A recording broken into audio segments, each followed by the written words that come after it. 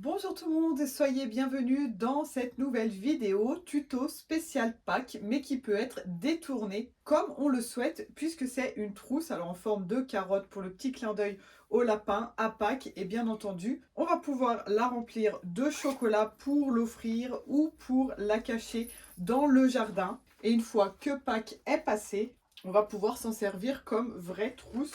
Donc j'ai fait en sorte que voilà tout ce qui est stylo, ciseaux, compas, on peut mettre une règle. On va pouvoir mettre plus de choses ici au niveau de la grande largeur parce qu'ensuite ben voilà, elle va en pointe. Mais vous voyez quand même qu'on peut mettre pas mal de matériel à l'intérieur. J'avais fait celle-ci en prototype, je la trouvais trop petite, donc voici la carotte que vous allez pouvoir réaliser dès aujourd'hui grâce à cette vidéo. Le patron PDF est totalement gratuit, vous pouvez vous le procurer sur mon site internet unbrindiris.com, le lien direct se trouve en description. Ou alors, si vous faites partie du groupe Facebook La Couture Créative avec Iris, il est aussi disponible dans l'onglet fichier du groupe. Si vous ne faites pas encore partie du groupe, il suffit d'aller sur Facebook et de faire une demande d'adhésion. Comme ça, vous pourrez aussi retrouver tous les autres patrons gratuits en un coup d'œil. Donc, vous allez pouvoir utiliser vos chutes de tissu ici, parce que c'est vraiment pas une grande surface. Moi, ici, pour ma carotte, j'ai utilisé donc les chutes de mon petit panier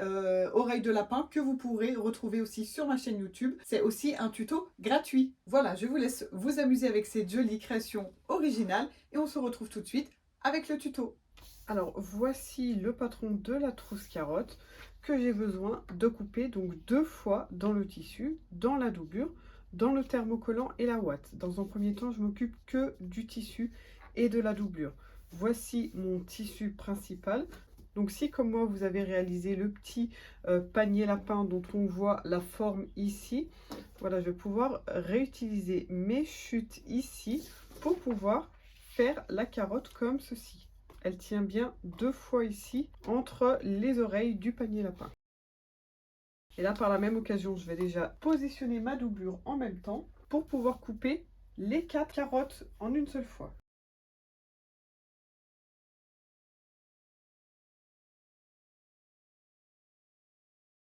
Voilà, donc j'ai bien 4 carottes, 2 dans le tissu, 2 dans la doublure. Maintenant, je vais thermocoller mon tissu principal ici. Alors tout d'abord, je repasse mes pièces. Pour mon tissu principal, voilà, je prends un morceau de thermocollant où mes 2 carottes peuvent tenir et je les positionne donc de façon à ce qu'elles tiennent sur mon morceau ici. Je vais protéger ma table à repasser avec un tissu comme ceci et je positionne donc mes pièces à thermocoller, voilà, comme ceci, avec le thermocollant à l'envers comme ceci, sachant que ça colle de ce côté, hein. Donc là c'est du H250 et je vais préfixer mes pièces, alors sans qu'elles soient complètement collées parce que du coup ça va coller sur mon tissu noir ici. Donc je repasse un petit coup par pression comme ceci pour fixer mes carottes sur le thermocollant. Voilà, donc là je peux retourner mon thermocollant. On voit que ça a un peu accroché ici sur le tissu noir, mais c'est pas collé. Et là on est d'accord, voilà, ça adhère mais c'est pas collé de façon permanente. Mais du coup, vu que mes carottes sont bien fixées sur le thermocollant et qu'elles ne bougent pas, je vais couper à ce moment-là. Comme ça, je suis sûre que mes carottes sont bien thermocollées, que le thermocollant ne bouge pas pendant que je fixe. Voilà, on est sûr d'avoir un travail bien propre. Voilà, là au moins mon thermocollant est pas trop petit ou trop grand, il dépasse pas à l'extérieur, etc. Et je vais pouvoir ensuite finir de fixer le thermocollant en repassant une nouvelle fois et en faisant bien des pressions avec un fer chaud sans vapeur d'environ 8 secondes à chaque fois. Voilà pour celle-là, je la laisse bien refroidir et je fais la même chose pour l'autre. Et maintenant, donc je fais la même chose, je définis un morceau de ouate comme ceci. Alors la ouate, elle n'est pas forcément indispensable. Je fais en sorte que mes 2 carottes tiennent sur mon morceau. Je les épingle et là, je vais passer une couture de maintien tout autour à peine 5 mm juste pour maintenir ma carotte sur la ouate. Et comme pour le thermocollant, je vais couper ensuite tout l'excédent qu'il y a autour. Et au moins la ouate ne risque pas de glisser, de bouger en dessous de mes pièces principales. Voilà, donc là, mes carottes sont bien fixées. J'ai plus qu'à couper tout l'excédent autour. Alors maintenant, on va pouvoir réserver ces 2 pièces pour s'occuper des fans. Les fans des carottes ici, hein, étant donné qu'on va devoir les fixer ici avant la fermeture à glissière. Alors là, moi, j'avais fouillé dans tout ce que j'ai dans mon atelier. Hein. Ici, c'est de la sangle. Voilà, comme ceci. J'avais rajouté une petite dentelle dessus. Et là, c'est du biais. Donc, j'ai coupé là du biais dans des chutes de tissu.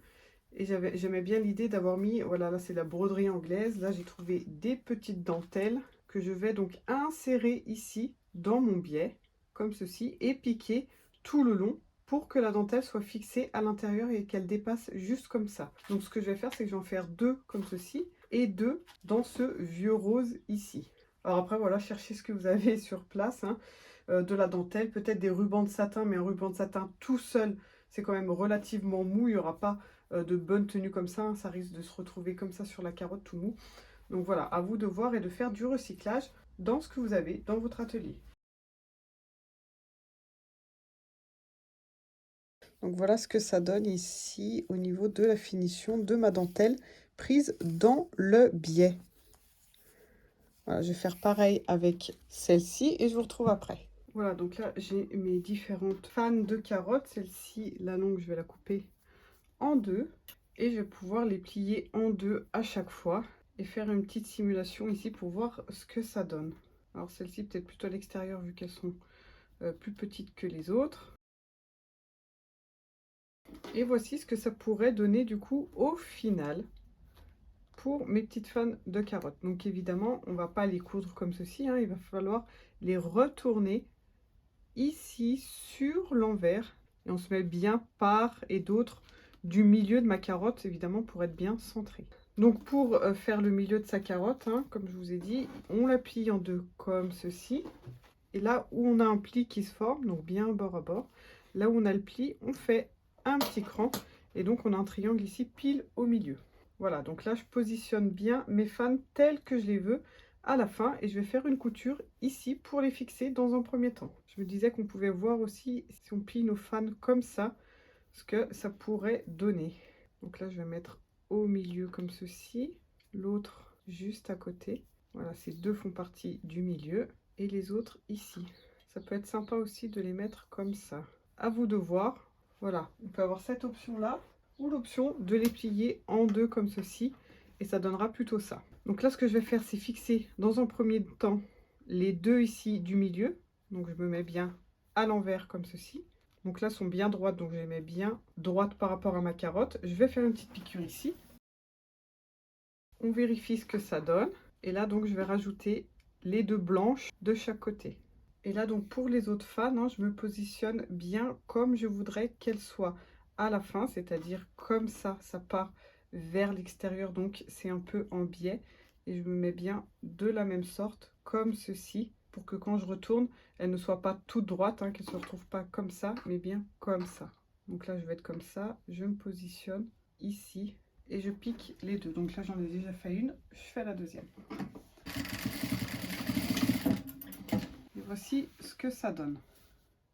Voilà, donc là, on a fini la pose des fans. On va pouvoir passer à la fermeture à glissière. Alors, une fermeture de 25 suffit. Là, bon, j'ai pris ce que j'avais chez moi, c'est une 30, mais 25 suffit. Alors là, ma carotte est plus petite. J'ai pris une 20 cm. Vous voyez que j'ai quand même pas mal agrandi la carotte. Parce que là, à part voilà, mettre des petits chocolats, 20 cm, c'est un peu juste ensuite pour y glisser des stylos, des fournitures d'école ou quoi que ce soit. Ce qui est quand même le but à la base d'une trousse, hein. Donc si on peut même pas y mettre un stylo, je trouvais ça dommage. C'est pour ça que j'ai agrandi ma carotte et que je l'ai faite un peu plus grande. Donc 20 cm, si vous prenez une fermeture à glissière de 20 cm, ça fonctionne aussi. Vous voyez que 20 cm, ça fera une ouverture comme ça. Si vous passez à la taille au-dessus, du coup, elle fait 25. Après, vous n'êtes pas obligé, évidemment, d'utiliser les 25 cm, ce qui donnerait une fermeture à glissière qui va vraiment de la pointe jusqu'ici. Là, voilà, on va partir ici au niveau de l'arrondi, jusqu'à environ ici. Voilà, ça va faire 23 cm au total. Ici, j'ai mis le curseur en bas, voilà ce que ça donne, c'est pas terrible, terrible. Donc là, trompez-vous pas, mettez bien le curseur en haut. Donc ici, au niveau des fans. Donc là, je peux ouvrir ma fermeture. Je me positionne ici, au niveau de l'arrondi, un peu après. Voilà, on peut épingler. Donc bien sa fermeture endroit sur endroit. Le curseur ici se trouve bien endroit au tissu.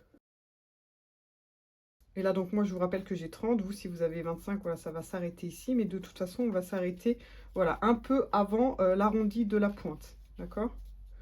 Donc dans mon cas, voilà, ici. Et donc là, je vais piquer ma fermeture à glissière. Donc d'ici jusqu'à ma petite partie métallique ici. Je m'arrête ici, je ne vais pas jusqu'au bout. Hein, je m'arrête à l'endroit où finit ma fermeture à glissière. Donc on met bien un pied de biche à fermeture à glissière, sinon ça ne fonctionne pas pour coudre, c'est compliqué de coudre bien au bord des rails. Et c'est parti. J'espère que vous appréciez le tutoriel et que tout est clair dans mes explications. Si vous n'êtes pas encore abonné à ma chaîne YouTube, n'hésitez pas à le faire en cliquant sur le bouton rouge s'abonner et cliquez aussi sur la petite cloche pour activer les notifications et bien vous maintenir au courant des prochains tutoriels. Allez faire un tour sur ma chaîne, il y a plus de 80 patrons et tutos, dont 80% d'entre eux sont 100% gratuits. Un commentaire, un petit like, ça fait toujours plaisir et merci pour votre soutien. Allez, on continue avec la fin du tuto. Donc là, je vais bien faire un nœud au début et à la fin. Quand on arrive au niveau du curseur, on lève bien le pied de biche avec l'aiguille enfoncée pour pouvoir passer.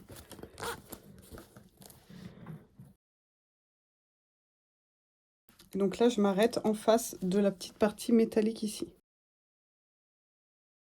Voici ce que ça donne. Maintenant, je vais mettre ma doublure par-dessus ici. Donc, il faut bien que ça corresponde au niveau de la forme, hein, au niveau de la pointe de la carotte, tout le tour ici. Et au niveau de l'arrondi ici, tout doit bien correspondre. Et là, je vais faire exactement la même opération, c'est-à-dire que je vais repiquer au même endroit. Je peux d'ailleurs me mettre de ce côté ici, étant donné que j'ai déjà la piqûre visible. On peut du coup piquer sur la piqûre qu'on vient de faire. Donc on met bien ces épingles du bon côté, par contre, hein, du côté où on pique, pour pas les rater et pas oublier de les enlever lorsqu'on passe avec la machine. Donc je commence au même endroit et je termine au même endroit. Alors voilà ce que ça donne sur l'endroit. On a bien la fermeture ici du côté de la carotte. On peut bien repasser ces matières, donc la matière principale, les petites carottes sur l'extérieur, la doublure vers l'intérieur.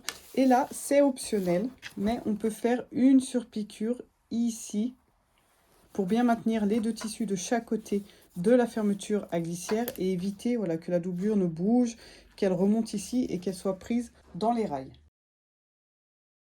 Et donc là, je m'arrête bien à l'endroit où je me suis arrêtée au niveau de la fermeture à glissière. Hein. Je ne continue pas sur la pointe ici. Voilà du coup ce qu'on obtient après cette étape. On a bien la doublure ici, fixée à l'intérieur. On coupe toujours ces fils au fur et à mesure. Et maintenant, je vais faire exactement la même chose en positionnant l'autre côté de ma carotte pile en face. Donc là, pareil, il faut bien que ça corresponde hein, au niveau du bord de ma carotte ici. Il faut bien que je me fixe sur la fermeture à glissière pile en face.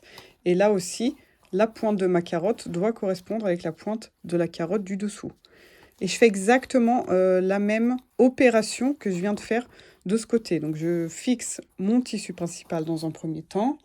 Et ensuite, je refais la même opération avec la doublure. Donc là, je vous retrouve après. Je vais faire ça hors caméra. Ça ira bien plus vite. Et c'est vraiment pareil. Il faut juste veiller à ce que les tissus soient bien en face. Sinon, la carotte, du coup, va être tordue. Alors, voilà ce que l'on obtient lorsqu'on a cousu, du coup, les deux côtés de la carotte. Ensuite, on va pouvoir assembler endroit sur endroit au niveau du tissu principal ici. Et endroit sur endroit au niveau de la doublure ici. Alors, attention ici, vu que c'est pas fixé, on est vraiment au bout de la fermeture à glissière. On a tout intérêt à fixer ces deux parties comme ceci ensemble pour éviter que ça bouge et avoir une vilaine finition au niveau du haut de la carotte où le curseur va fermer parce que ça peut bouger lors de la couture et on peut ne pas se trouver en face. Donc là, on peut le faire à la machine, hein, un point ici Après, il y a les parties métalliques quand même qui gênent un peu. Alors, on peut utiliser toujours le pied de biche à fermeture à glissière ou alors on peut faire un petit point à la main, comme ça, juste pour fixer les parties métalliques les unes face aux autres. Voilà, juste 2-3 points pour pas que ça bouge quand on va coudre. Et ici, sans prendre ni la doublure ni le tissu principal, je peux aussi plier ma fermeture à glissière. Vous voyez qu'elle prend naturellement cette forme pliée comme ceci. Je veux dire, elle se plie pas de l'autre sens, hein, ça paraît pas logique. Et là, je vais juste la fixer aussi pour être sûr d'avoir après une jolie finition au niveau du bout de la carotte avec une fermeture bien droite. Après, tout le surplus là-bas, on va pouvoir le couper, on n'en a plus besoin. Voilà, donc là, je fixe juste la partie du bas, hein. Pas forcément besoin de remonter jusqu'en haut, jusqu'au rail. Et là, je peux enlever tout ce qui dépasse ici. Donc maintenant, je me mets bien endroit sur endroit au niveau de mon tissu principal. Attention aux petites fans ici, il faut bien les mettre à l'intérieur.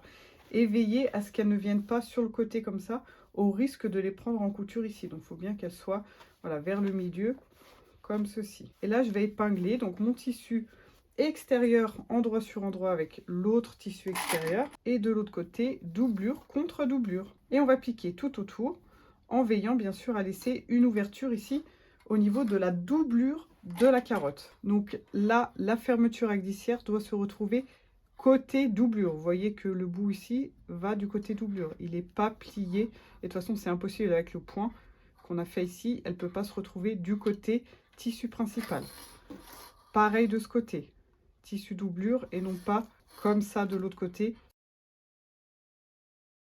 au niveau du côté du tissu extérieur. Ça, c'est super important. Donc là, je vais commencer ici avec un nœud. Je vais faire mon arrondi. J'arrive là. Je continue au niveau de l'arrondi. J'arrive ici. Je peux faire donc un arrondi au niveau de la pointe. J'arrive ici et je repars pour faire l'autre pointe. Enfin, pointe, c'est plutôt arrondi, hein, du côté doublure.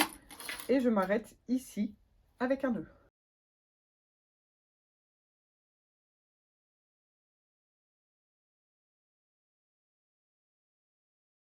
Alors là, je me suis rendu compte à l'édition de la vidéo qu'il y a une étape qui n'a pas été filmée. Alors ça m'arrive régulièrement.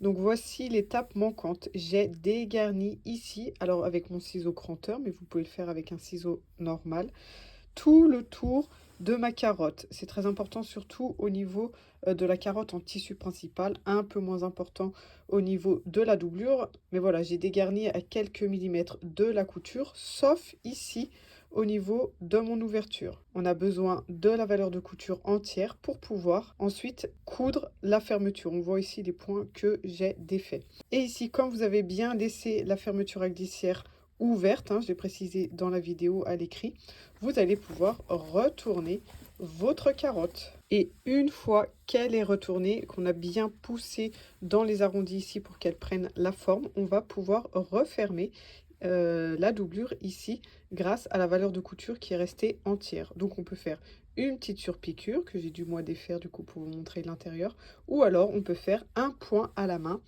avec un point invisible. Je possède un tuto sur ma chaîne et je vous mets le lien juste ici en haut à droite. Et voici ce que ça donne ici au niveau de la carotte finie. Et là, au moins, je pense qu'on va pouvoir y mettre des stylos. Voilà. Donc là, il y a largement la place quand même pour que la petite trousse de Pâques puisse être recyclée en vraie trousse ensuite. Merci d'avoir regardé ce tuto jusqu'au bout et je vous souhaite de faire de bien jolies créations.